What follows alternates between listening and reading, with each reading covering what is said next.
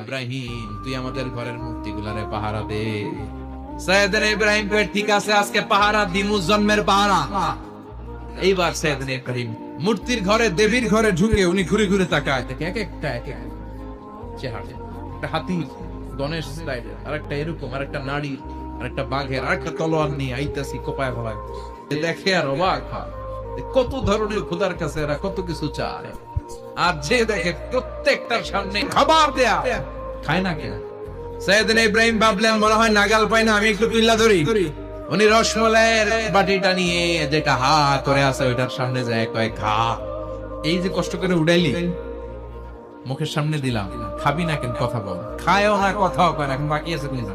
মারতে শুরু করলেন, মারতে মারতে সব শেষ। তারপরে খুঁজে পেলেন একটা কুড়াল দিয়ে মারতে আরো সুবিধা, খালি এটারে এভাবে মারে, ওইভাবে মারে। মারতে মারতে যতগুলো মূর্তি ছিল সবগুলো মেরে বড় মূর্তিটার গায়ে মারতে যাবে, in the meantime stop, না এটারে মারো, ওইটারে রেখে দিলেন।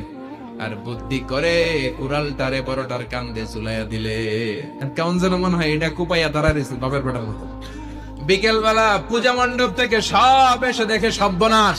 ইব্রাহিম, সর্বনাশ কে কইছে? তুই কইছত নি? আমি করি নাই।